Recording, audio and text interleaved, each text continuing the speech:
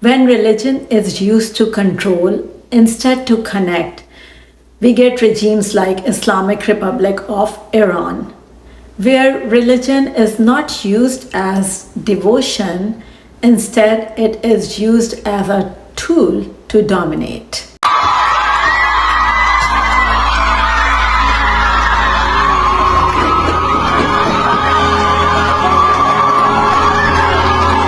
Imagine being from a country where you have no human rights, the government is evil, and by no human rights, I mean you don't have the freedom to choose your religion.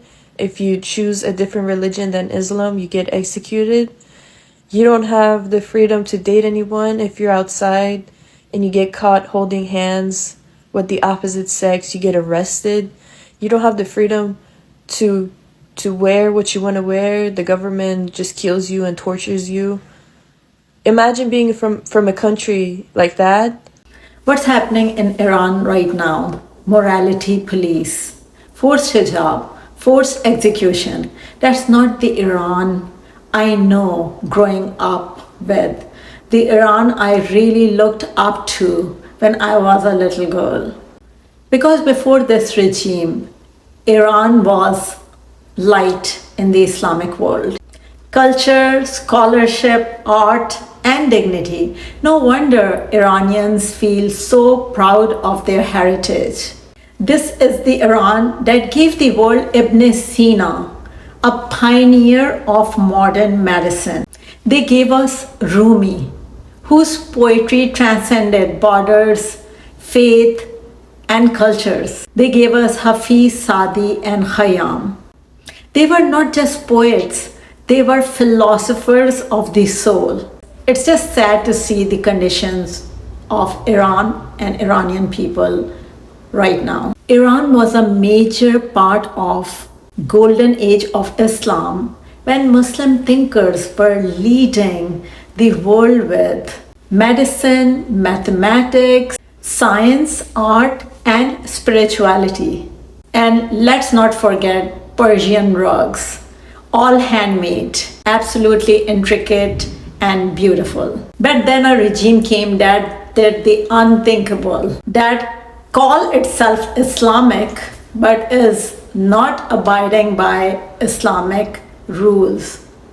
It's forcing women to wear hijab, policing women into modesty, policing its people into obedience through fear. All they want is obedience to themselves, not to God. And now I'm going to ask ChatGPT how Iran ended up being in current situation. Hi, can you let me know how Iran ended up in the current situation? What was the tipping point? Absolutely. The roots of Iran's current situation go back decades, and it's a fascinating, complex history. One major tipping point was the 1953 CIA-backed coup that overthrew Iran's democratically elected Prime Minister, Mohammad Mossadegh. He wanted to nationalize Iran's oil industry, which threatened Western interests.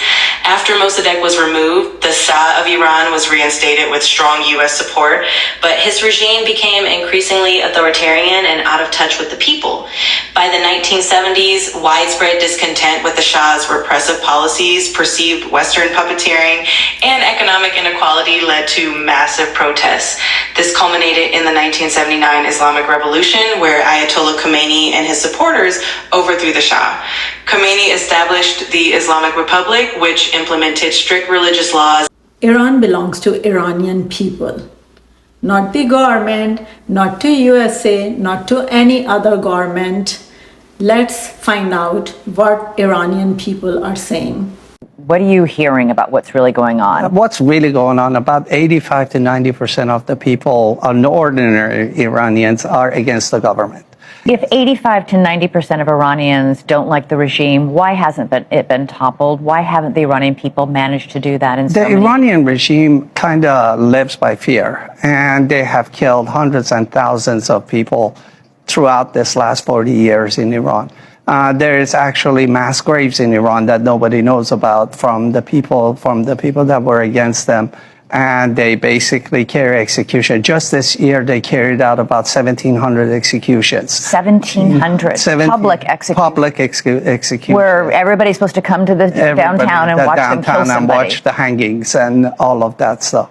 And the thing is, right now, as I hear from some of my other friends in Iran, that there is police knocking down doors every night, arresting people. Anybody that now the new label is Israeli spies, and they arresting them even if they had nothing to do with Israel, just because of their views and stuff. So the government rules by fear, and it's the fear that drives everything right now. You can relate to this. You had to flee Iran when you were 19 years old. You had to sneak across the Turkish border to escape Iran because they were after you. Yes, absolutely. Why? You were a troublemaker, as you put it? I was a big troublemaker in Iran, yes. And I did a lot of things that they didn't like. And we did a lot of protests. We did a lot of different things that I wasn't supposed to do, say it that way, at that time. And there was an execution note out, so I was warned and was able to fortunately get out of the country in time. Let's be honest, as a Muslim, this regime does not represent Islam. It represents power and dominance and control. And as Muslims, we need to stop supporting these regimes. Because what they are doing is they are silencing their people. They are forcing their people into obedience. Prophet Muhammad, peace be upon him, uplifted women. He never raised his hand or his voice on a woman. He never policed women on streets. He led with love and humility, not with surveillance. Let's follow our sunnah. Stop trying to erase Islam off the map because you equate these regimes with Islam. No. They are not the same. That's the reason I have started this channel, and that's why I am so unfiltered with my opinion. More Muslims need to come forward and voice their opinion. We don't want to see our beloved faith get hijacked in the hand of these people. This is the most heart-touching TikTok I watched. I literally cried when I watched it. Okay, really serious video, and I'm not going to cry on camera because that's so embarrassing, especially if you're not famous. But, okay, so I'm Iranian American. I've been speaking with everyone back home in Iran. And I just want to say this on the internet because I feel like there's not much exposure. Not many Iranians talk about this, and I wish you guys would. The people of Iran do not want this. They do not want to go into a war. They do not want to bomb other countries. They do not want to be bombed. The Iranians are some of the most, some of the most kind-hearted, light-hearted, hilarious, loving people ever. And I feel like the Western media does not portray that. And, I just want to, speak on that. I just want to let the world of TikTok, my 300 viewers know that, I don't know, don't believe whatever comes out in the news. The people of Iran do not want this. All we've ever wanted, I feel weird even saying that because I'm not in Iran, is freedom. All they've ever wanted for the past 48 years is freedom and to just go back to a normal life. The people never want the wars, it's the leader. People of Israel stand with people of Iran. That's the kind of love I want to see in the world. That's the kind of unity I want to see. Division is easy. Regular average people like us get affected from division. World leaders, they stay in their air-conditioned rooms.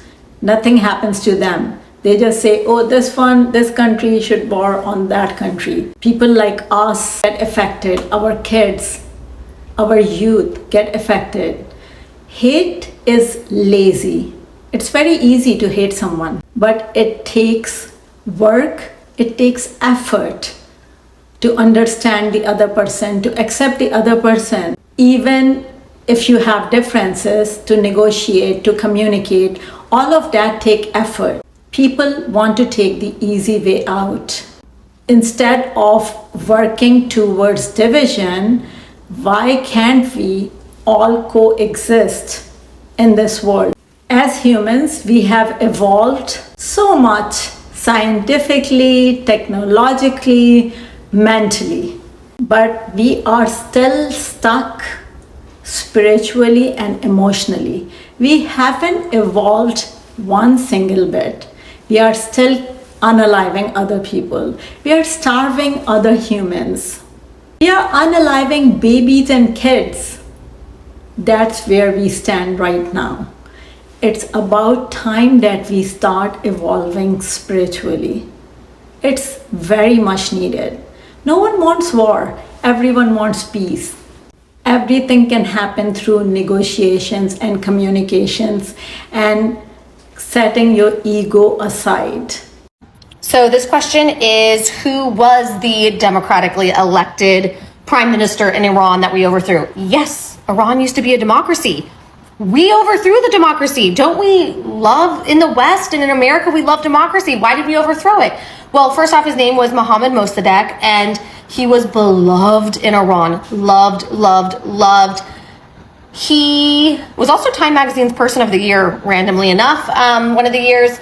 He wanted Iran to have control over their own oil, and Britain was upset about that. And they, for years, lobbied the US to get involved to overthrow the government in Iran, and eventually we did. And then the Shah was put in place. He was extremely brutal, killed people. Finally, the Shah was basically ran out, and now we have the Islamic Republic of Iran. This is exactly what ChatGPT told us. This regime must go, but the war is going to destabilize the whole area, and it's not going to bring solutions. The only solution for a nation is always when a change happens from within them. You look at history, we cannot save other nations. The change has to happen from within them for them to rise. If something is done from outside, it will always end up destabilizing the area and making these kind of regimes come back in full force. We are seeing the same thing in other areas. In the end, I also want to say that I cannot be the only one who think about unity. Who think about unity between Muslims, Jews, Christians, Hindus, atheists, agnostic. Regardless of their belief system, we can live. We can coexist in harmony. There are differences. Even a husband and wife have differences. Do they start attacking each other? Some of them do, but some of them don't have to. We just have to learn how to negotiate, how to communicate better.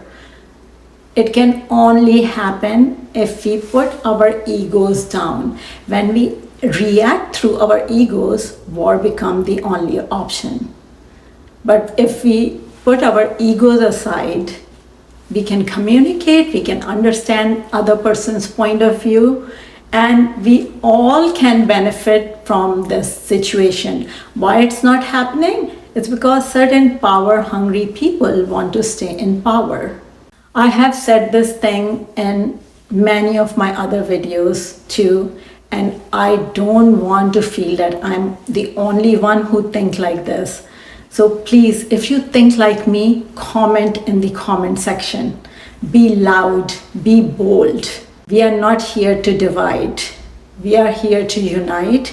We are here to live in harmony, and change starts somewhere. Let's evolve spiritually. True Islam doesn't control, it liberates. And until we understand this fact, we'll keep betraying the very faith that we claim to defend. In the end, I want to ask everyone a question. Do you believe Islam and government should be separate? And why do so many Islamic regimes are scared of women, freedom and liberation?